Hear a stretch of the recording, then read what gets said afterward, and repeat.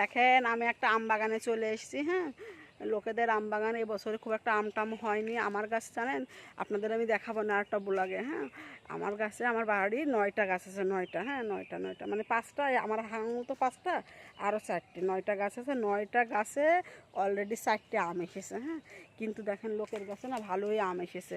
এই জন্য এই যে আমি দেখাচ্ছি, দেখেন কত গাছ, কিন্তু প্রতিটা গাছে, এই গাছেও প্রচুর আম আসে, কিন্তু এবার কম এসেছে তো। এই দেখেন দেখেন কি অবস্থা। কত আম এসেছে। এই যে দাঁড়ান দেখাচ্ছি আপনাদেরকে। আমি ভাবলাম একটা ব্লগ তৈরি করি আমের। এই যে এই যে দেখেন দেখেন কী হারে আম এসেছে, দেখছেন? দেখতে পাচ্ছেন, দেখছেন কি আম? এবার মনে হয় আমের দাম খুব বেশি হবে। আর যে হারে গরম পড়ছে, আম তো খুব একটা বাড়ছেও না। বৃষ্টি হলে আম বাড়ে কিনা আমি জানি না। তারপরেও বলছে এবার আমের দাম বেশি হবে, কারণ প্রত্যেকটা গাছে এবার আমের মৌসুম না, আম খুব